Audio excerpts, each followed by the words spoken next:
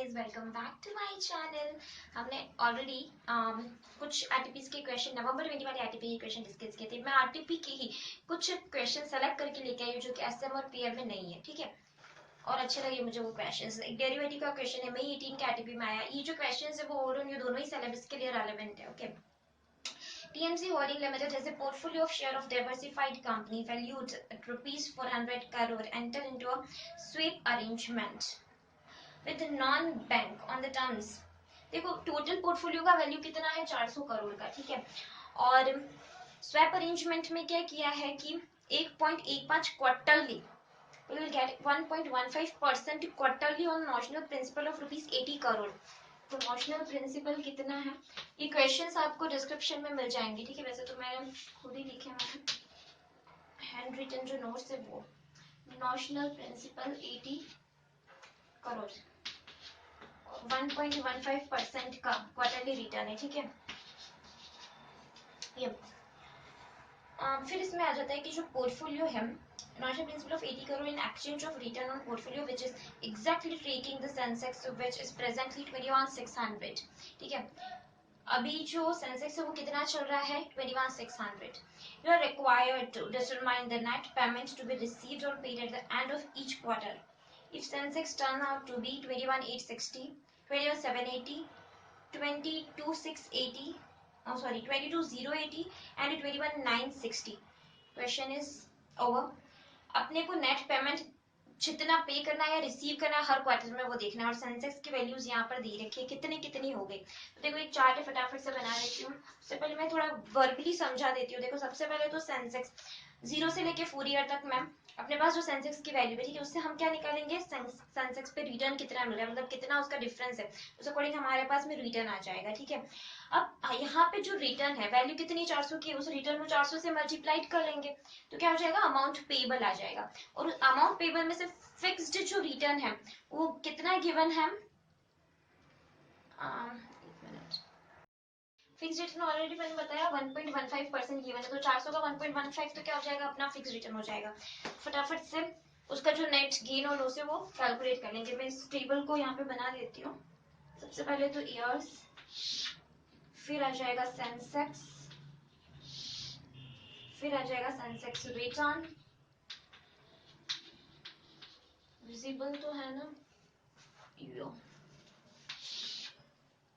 फिर आ जाता है फिक्स्ड रिटर्न। और फिक्स्ड रिटर्न अपने को पता ही है कितना है, कितना है फिक्स्ड रिटर्न, 400 को मल्टीप्लाई कर लेंगे 1.15% से, then we get the fixed return of amount 4.6, okay. Then net figure crore में है, ठीक है, ऊपर ही लिखा है मैंने। तो देखो यस में 0 1 2 3 एंड 4। सेंसेक्स गिवन कितना कितना है, 21600 जीरो ईयर का, 21860, देन 21780। मैंने क्या लिखा, मुझे मेरी राइटिंग की समझ नहीं आती। 22080, 21960, ओके। फिर यहाँ पे जो सेंसेक्स रिटर्न है इसका डिफरेंस कितना है, 260 का डिफरेंस है, ठीक है। डिवाइडेड बाई 21600 मल्टीप्लाइड बाई 100, यहाँ पे रिटर्न आ जाता है 1.2037%। इसी तरह से आगे के रिटर्न इन दोनों का डिफरेंस लिया, अब इन दोनों का डिफरेंस ले लेना, तो रिटर्न आ जाएगा कितना, 1 माइनस आएगा। देखो यहाँ पे क्या वैल्यू कम हो रहा है ना सेंसेक्स का, तो यहाँ पे आ जाएगा -0.3660%। मैं कैलकुलेशन में टाइम वेस्ट नहीं कर रही, आप खुद ही कैलकुलेट करके देखें। 1.3774, वैसे भी मुझे बहुत जोर आता है कैलकुलेशन करते हैं, -0.5435, ठीक है। तो ये सारा हमारा क्या आ जाएगा, सेंसेक्स रिटर्न आ जाएगा। फिर इसका फिक्स्ड रिटर्न, फिक्स्ड रिटर्न तो मैंने बताया था 4.6, वेट, यहाँ पे अपना सेंसेक्स आ गया, सेंसेक्स का रिटर्न आ गया। अब यहाँ पे अमाउंट पेबल, फिक्स्ड रिटर्न हमारा इधर का कॉलम ले लेंगे, ठीक है। पहले अमाउंट पेबल तो देखें कैसे निकालेंगे अमाउंट पेबल। देखो अमाउंट पेबल के लिए आपके पास में वैल्यू कितना है, 400 करोड़ का है। इसको हमको जितना भी रिटर्न मिल रहा है मल्टीप्लाई कर लेंगे तो रिटर्न आ जाएगा। तो कितना अपने को देना अमाउंट है, 1 इसका अमाउंट कितना है 4.8148। इधर 400 से मल्टीप्लाई करूँ इसको तो कितना आ जाता है -1.4640। इसको अगर हम मल्टीप्लाई करें तो 5.5096 और फिर आ जाता है -2.1740। वैसे अगर किसी को सॉल्यूशंस नहीं देखने हो, सिर्फ क्वेश्चन ही करके देखना हो, तो क्या करना, ये वाली शीट जो है वो एक बार गो थ्रू कर लेना। वैसे मेरी राइटिंग है, मुझे भी कभी कभी समझ नहीं आती, आई डोंट नो आपको समझ में आए क्या नहीं, बट आ जाएगी समझ में, ठीक है ना। तो यहाँ पे आ जाता है 400 को रिटर्न से मल्टीप्लाई कर लेते हैं, उसमें लगभग 16 क्वेश्चन है शीट में, ठीक है ना। अगर आपको करने हो, एडिशनल क्वेश्चन करने की इच्छा हो तो। अब यहाँ पे हमको रिटर्न देना था 4.6। अब जी के 4.6 ही है ना रिटर्न, तो 4.6 और 4.6 विजिबल है ना, 4.6। हाँ, फिर अपने को वही नेट गेन और लॉस के लिए तो आप इसको इसमें से लेस कर लोगे, इसको इसमें से, तो आपके पास में यहाँ पे नेट गेन और लॉस आ जाएगा। कितना आ रहा है, फर्स्ट तो आ रहा है 0.2148, विजिबल नहीं है ना तो मैं इधर लिख रही हूँ। यहाँ पे आ रहा है 0.2148 माइनस में, इधर रिटर्न आ रहा है 6.0640, फिर आ रहा है -0.9096 और इधर है 6.7740। ओके, तो ये इस तरह का थोड़ा सा डिफरेंट लगा था मुझे क्वेश्चन, तो मैंने डिस्कस किया, ठीक है। नेक्स्ट क्वेश्चन पे आ जाते हैं हम लोग। क्वेश्चन 5 है, मई 18 का एटीपी का है, वो रिलेटेड बिल्कुल उसी से ही है, डेरिवेटिव से ही है। क्या लिख रखा है इसमें, मिस्टर एक्स जो है वो स्टैब्लिश करते थे फॉलोइंग स्प्रेड ऑन डेटा, ठीक है। तो जो यहाँ पे कॉर्पोरेशन स्टॉक है, परचेज किया है 1 3 months call option with the premium of ₹30 on exercise price of 550। Exercise price कितना है 550 और प्रीमियम कितना है 30।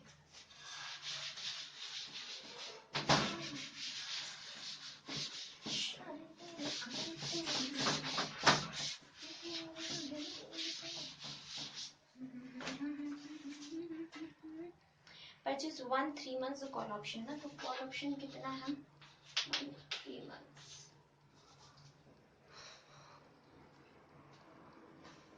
प्रीमियम 30 का है और एक्सरसाइज प्राइस जो है वो कितने की है 550। ओके, फिर आ जाता है परचेज किया 1 3 months put option. Put option का प्रीमियम कितना है, पुट ऑप्शन का प्रीमियम है 5 का, एक्सरसाइज प्राइस जो है वो है 450। Delta corporation stock is currently selling, अभी उसका सेलिंग प्राइस कितना है, करंटली सेलिंग कितने पे है, currently selling at ₹500। Determine the profit or loss if the price of the Delta Corporation, profit और लॉस डिटरमाइन करो अगर प्राइस कितनी हो जाती है 500 3 महीने बाद, या फिर 350 3 महीने बाद गिर जाती है, ठीक है, 500 ही रह जाती है, रिमेन्स 500, तो क्या करना है 350 हो जाती है, 600 हो जाती है, तो क्या करना है। बहुत ही सिंपल सा क्वेश्चन है, बहुत ही बेसिक सा क्वेश्चन है। सिंपली क्या करना, टोटल प्रीमियम कितना पे करना है, सपोज की साइज जो ऑप्शन की है वो कितनी है 100 शेयर, यहाँ पे लिख भी रखा है साइज ऑफ ऑप्शन कितनी है 100। तो सिंपली अगर सबसे पहले तो टोटल प्रीमियम कैलकुलेट करो, क्योंकि पहले प्राइस 500, यहाँ पे प्राइस कितनी हो रही है 500, तो सबसे पहले प्रीमियम हो रहा है 30 into 100 plus 5 into 100, that is 3500 का प्रीमियम। ओके, फिर एंडिंग वैल्यू कितनी है, कुछ गेन और लॉस तो हो ही नहीं रहा, प्राइस 500 की 500 ही है, रिमेन्स 500 आफ्टर 3 months, अगर 500 ही रहती तो। लेकिन अगर प्राइस कितनी हो जाती 450 हो जाती, तो फिर अपने को price of this stock is below the exercise price of call, है ना, तो call will not be exercise, call exercise नहीं करेंगे, only put will be exercise. और पुट एक्सरसाइज करने से अपने को देखो प्रीमियम तो सब में 3500 पे करना ही है, साथ में एक्सरसाइज करने से, पुट एक्सरसाइज करने से अपने को जो गेन होगा कितने का होगा 450 की वैल्यू हो गई ना, और 450 की एक्सरसाइज प्राइस में से, वैसे खुद ही करोगे तो भी आ जाएगा ये क्वेश्चन, तो ठीक है, और इंटू 100 कर देना, तो ये आ जाएगा कितना 10,000 प्लस 3500, ये 3500 प्लस नहीं होगा ना, ये तो प्रीमियम में देना है, इसमें अपने को मिला है 6500 का अमाउंट, ठीक है। फिर आ जाता है अगर प्राइस जो है 600 यानी एक्सीड हो जाती है तो जो पुट एक्सरसाइज नहीं होगा, कॉल एक्सरसाइज होगा, ठीक है। तो उसको सॉल्व करना वो ज्यादा डिफिकल्ट नहीं है। मेरी इच्छा है कि मैं थोड़े टफेस्ट टाइप के क्वेश्चन लूँ। नवंबर 17 के आरटीपी में आ गए हम लोग, ठीक है। उसी का एक क्वेश्चन कर लेते हैं। म्यूचुअल फंड का एक डिफरेंट टाइप का क्वेश्चन है, थोड़ा इच्छा हो रही है मुझे करने की उस क्वेश्चन को, तो अपन वही क्वेश्चन अभी डिस्कशन में लेते हैं। We are doing the same the question right now. Mutual fund क्या लिखा है इसमें? Based on the following data, estimate the NAV 1st July 2016 को on per unit basis of the debt fund. Name of security में क्या क्या है? 10.71%. कुछ डिटेलिंग करूँ मैं यहाँ पे क्वेश्चन की? थोड़ा थोड़ा समरी लिखती मैं। आप ही नहीं क्या है 10.71 का। और इस क्वेश्चन को लिखना बहुत डिफिकल्ट रहेगा, मैं खाली रीड आउट ही कर रही हूँ, आप लोग फिर डिस्क्रिप्शन में मैं ये नोट्स दूंगी, उसमें देख लेना। इसमें सिक्योरिटी 4 तरह की है। पहली तो है 10.7% की जीओआई, 4 तरह की सिक्योरिटी, 1 2 3 4।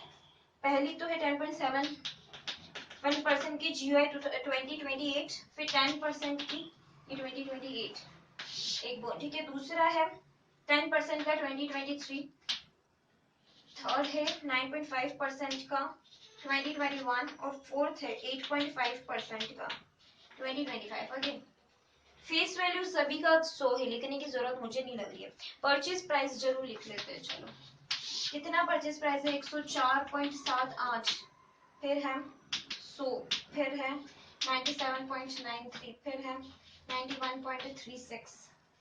मेच्योरिटी डेट देखो सभी का मेच्योरिटी डेट जो है वो अलग अलग है। इसका है 31 मार्च 2023, फिर 10% वाले का है 31 मार्च 2020, सॉरी इसका 2028 है, इसका 2023 है। 31 दिसंबर 2021 और ये 30 जून 2025, ठीक है। ये सब इतना मेच्योरिटी है। नंबर ऑफ सिक्योरिटीज भी दो सब में डिफरेंट है, ठीक है। नंबर ऑफ सिक्योरिटीज किसमें कितना है?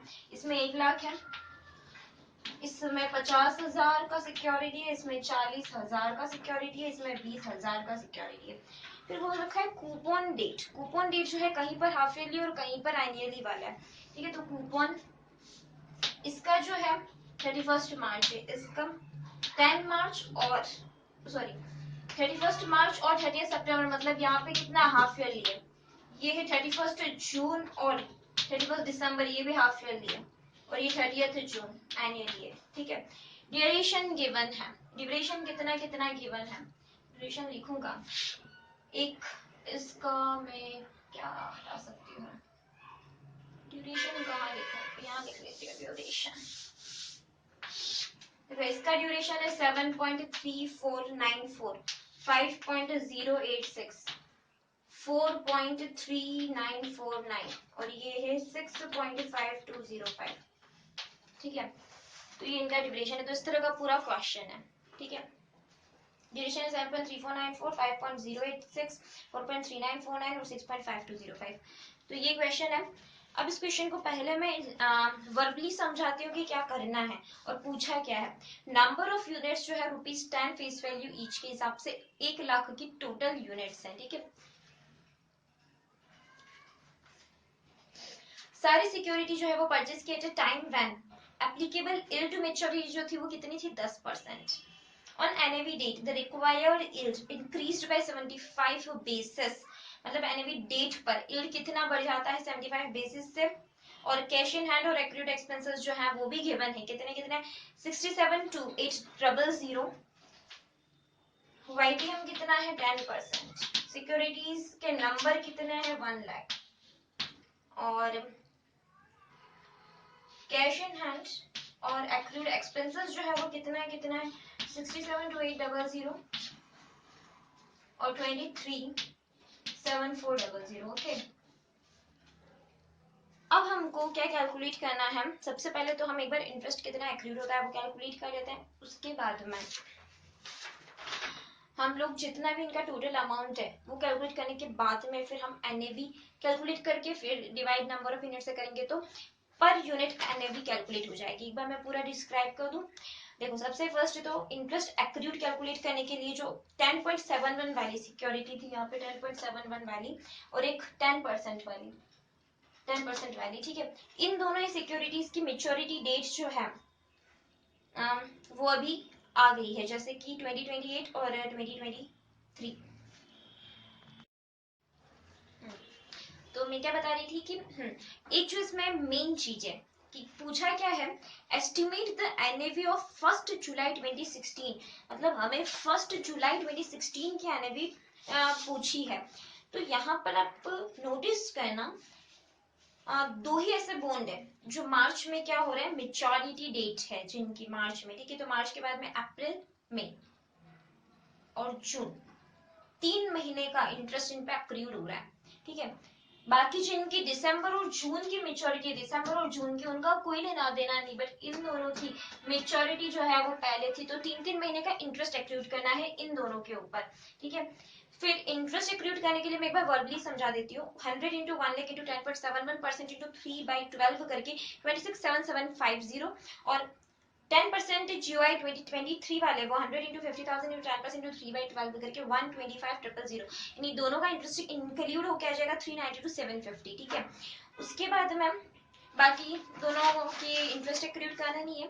फिर हम क्या करेंगे, सबसे पहले इनकी जो परचेज प्राइस गिवन है, गिवन नहीं है, purchase price number of security given है और per unit purchase price given है। देखो पर यूनिट परचेज प्राइस और नंबर ऑफ सिक्योरिटी, तो इन दोनों को मल्टीप्लाई करेंगे, ठीक है। तो अपने पास में टोटल इनकी परचेज प्राइस आ जाएगी। फिर ड्यूरेशन गिवन है, ड्यूरेशन मैंने यहाँ पे लिखा था, मैंने कहा था उधर स्पेस नहीं था तो फिर मैंने कहा इधर लिख लेते हैं।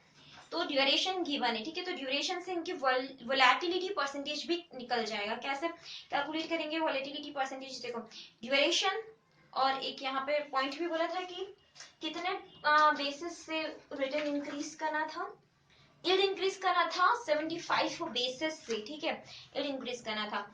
तो यहाँ पे इनकी जो ड्यूरेशन है 7.3494, जैसे इसका है 7.3494, ठीक है। और यहाँ पर 10% की क्या दे रखी है, यील्ड टू मेच्योरिटी की रेट 10% की।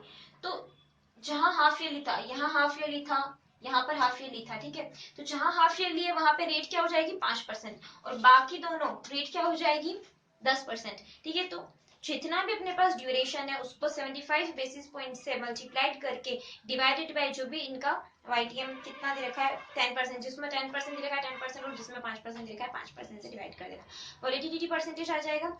उसके बाद में क्या करना है हमको, जितना भी अपने पास परचेज प्राइस है उसको वोलेटिलिटी परसेंटेज से मल्टीप्लाई कर लेंगे, ठीक है। तो हमारे पास में अमाउंट आ जाएगा और उस अमाउंट को प्लस परचेज प्राइस को, दोनों को आप क्या करना इंक्लूड कर लेना, तो टोटल अमाउंट आ जाएगा, ठीक है। ये तो मैंने वर्ब भी समझाया। फिर कैलकुलेट करना है अगर एनएवी तो कैश इन हैंड भी बता रखा है, यहाँ पर एक्सपेंसेस भी बता रखे हैं, ठीक है। और वैल्यू जो सिक्योरिटी की है वो भी आ गई है। तीनों को ऐड करके फिर जो एक्सपेंसेस एक्रूड हो रखे हैं कितने 23, वो इंटरेस्ट जो एक्रूड हुआ था ना, कितने का एक्रूड हुआ था यार, तो हमारे पास में जितनी भी वैल्यू थी, जितना इंटरेस्ट एक्रूड हुआ था, जितने कैश इन हैंड पड़ा हुआ है, कैश इन हैंड भी पड़ा हुआ है ना इतने का, और जितना इंटरेस्ट अपन ने ऐड किया और टोटल अमाउंट सबको ऐड करने के बाद में जितना एक्सपेंस एक्रूड हुआ है 2374 उसको लेस कर देना। यहाँ पर आ जाएगा आपके पास में टोटल एनएवी, उसको डिवाइड कर लेना 1 लाख से आ जाएगा एनएवी पर यूनिट, ठीक है। अब मैं इसको सॉल्व कर लेती हूँ, ऐसे वर्बली समझाया था, जो रहा है बहुत सॉल्व करने में मुझे, it's okay, I will solve it. Yeah. सबसे पहले name of security, name of security में शॉर्ट में लिख लो बहुत, 10% वाली, 10.71% वाली, फिर 10% वाली, 9.51% वाली, 8.5% वाली, ठीक है। सिक्योरिटी है परचेज प्राइस, परचेज प्राइस कितना कितना है, क्वेश्चन आपके सामने तभी होगा जब आप ये जो डिस्क्रिप्शन में नोट्स है उसमें क्वेश्चन देख लोगे, ठीक है। क्वेश्चन या ऑलरेडी मैंने लिख रखा था क्वेश्चन, वहां कुछ नहीं लिख सकती मैं। हाँ, नंबर इंटू पीपी, कितना नंबर है 1 लाख और परचेज प्राइस कितना है 104.78, मल्टीप्लाई किया तो कितना आ गया 10478,000, 10478,000। सेकंड का है 100 परचेज प्राइस इंटू 50,000 कितना आ जाता है 50,000,000. फिर कितना परचेज प्राइस है 27.93 और नंबर ऑफ सिक्योरिटी 40,000 मल्टीप्लाइड करने पे कितना आया 391720.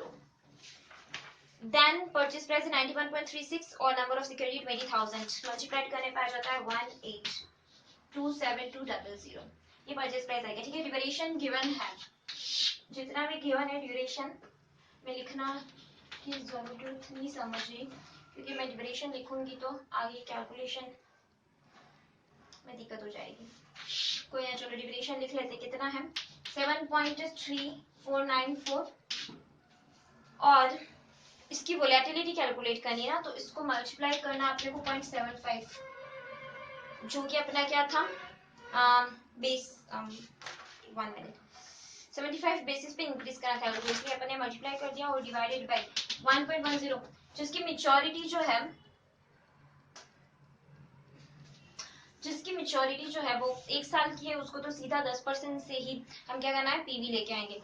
लेकिन जिसका हाफ ईयरली है उसको क्या करना पड़ेगा 1.01 से पी फैक्टर कैलकुलेट करना पड़ेगा, प्रेजेंट वैल्यू पे लाना पड़ेगा. 5.086 डिवाइडेड बाय 1.05 मल्टीप्लाइड बाय 0.75 और यहाँ पे है 4.3949 divided by 1.05 multiplied by 0.75 6.5205 divided by 1.10 multiplied by 0.75. यहाँ कितना अमाउंट आ रहा है. फर्स्टली तो हमारे पास आ रहा है 5.0160, फिर आ रहा है 3.6329, फिर आ जाता है 3.1392 and then 4.4456. Again till this सारा क्लियर हो गया कंफ्यूजन. अभी हमको क्या करना है वोलेटिलिटी जो अपने पास आया है उसको परचेज प्राइस से क्या करने का मल्टीप्लाइड करने का. तो कितना आ जाता है परचेज प्राइस यहाँ पे ये है, वोलेटिलिटी ये है, इसको इससे मल्टीप्लाइड किया तो हमारे पास आ रहा है -525053. इधर आ रहा है amount -18164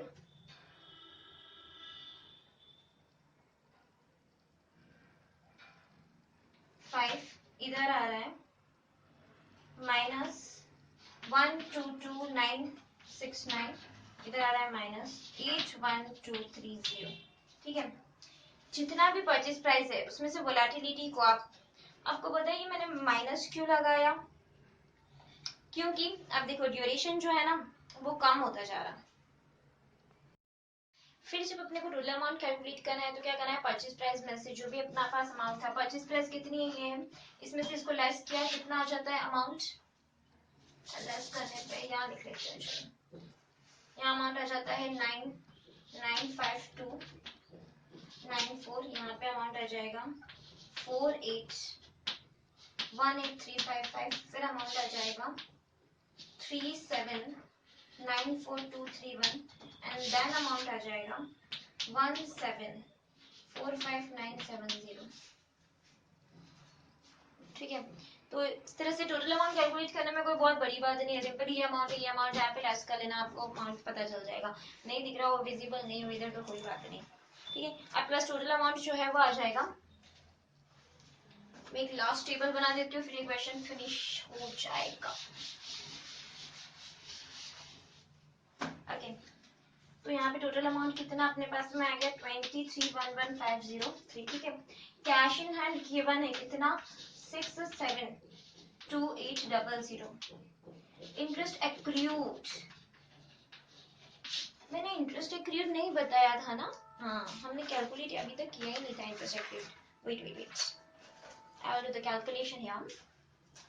name of the securities कितना है 10.71% और मेच्योरिटी डेट पे 100 into 1 lakh into 10.71% into 3/12.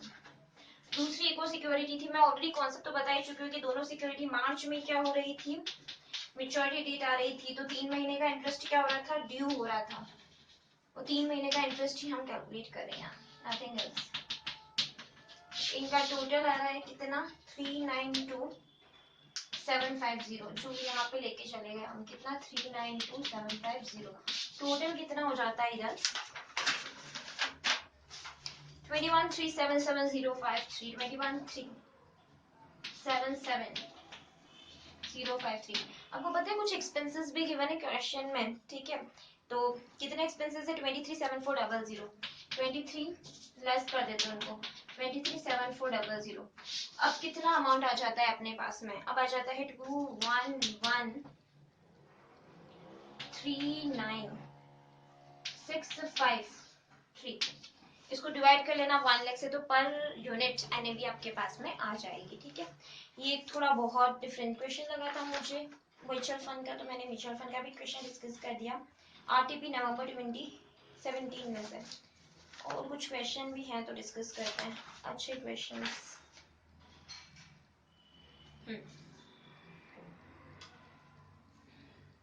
एक बहुत ही सिंपल सा क्वेश्चन है मर्जर एक्विजिशन का, पर डिफरेंट इसलिए मैं डिस्कस कर रही हूँ, खाली वर्बली डिस्कस करूंगी, फटाफट से रीड आउट कर रही हूँ। TR Limited is considering the acquisition of the Nishana Limited. CFO of TR Limited is of the opinion that Nishana Limited will be able to generate operating cash flows after deducting the necessary capital expenditure of ₹10 crore per annum for 5 years. The following additional information was not considered in the above estimation. क्या क्या consider नहीं किया है? Office premises of the Nishana Limited can be disposed of and its staff can be relocated in TR Limited's office, not impacting the operating cash flows of the either businesses.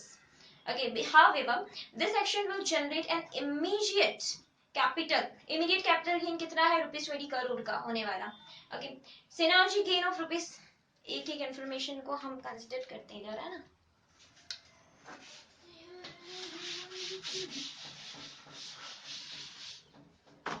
या तो office premises के लिए क्या relocate हुआ था, उससे क्या हुआ था कैपिटल गेन कितने का हुआ था 20 करोड़ का. Very good. सिनर्जी गेन कितना हो रहा है ₹2 crore per annum is expected to be create from the proposed acquisition. Synergy gain भी हो रहा है.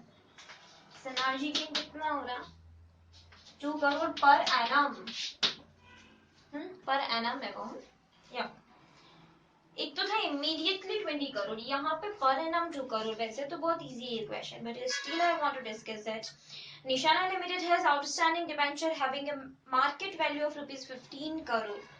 आउटस्टैंडिंग डिबेंचर कितना बड़ा, बहुत 15 करोड़ का जिसका मार्केट वैल्यू है, ठीक है.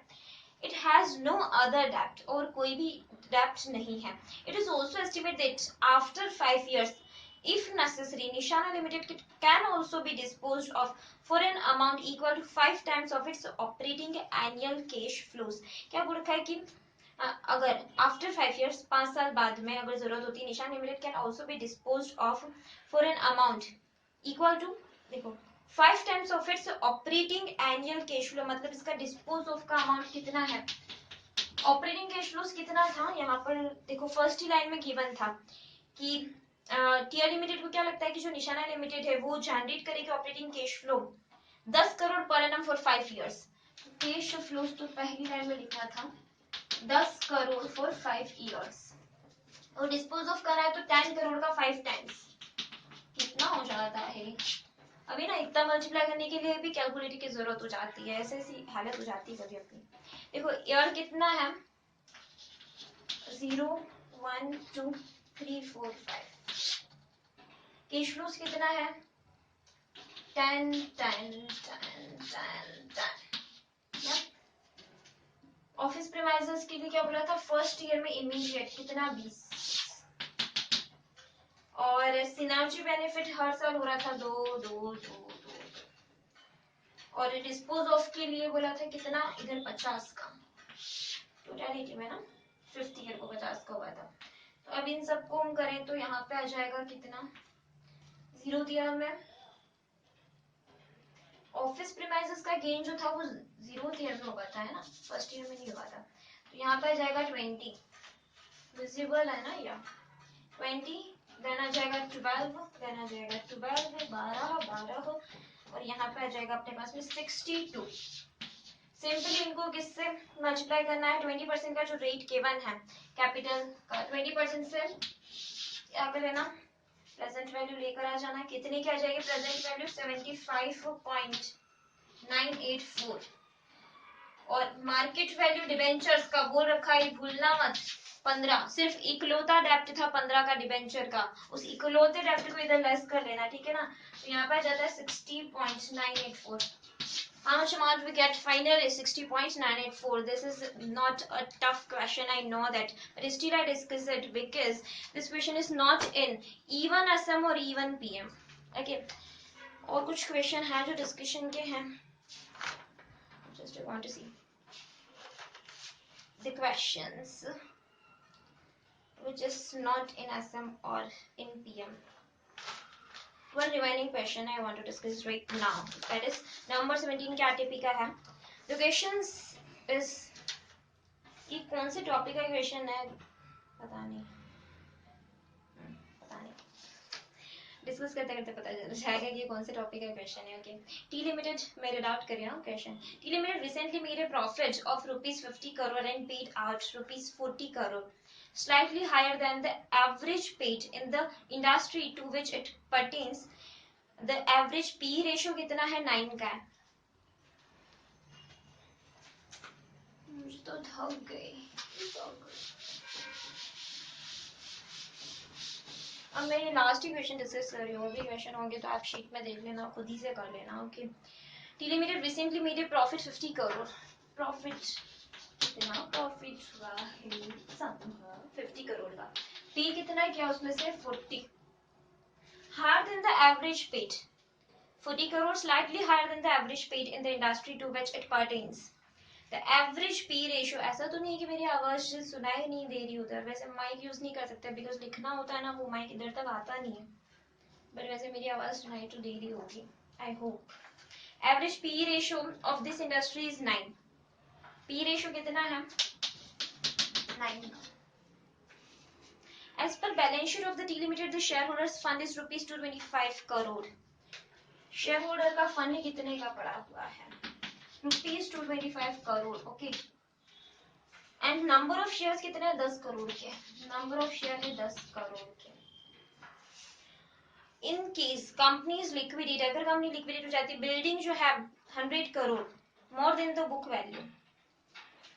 Building 100 crore more than the book value. और स्टॉक कितने पे रियलाइज हो रहा है? Stock is realise ₹25 crore less.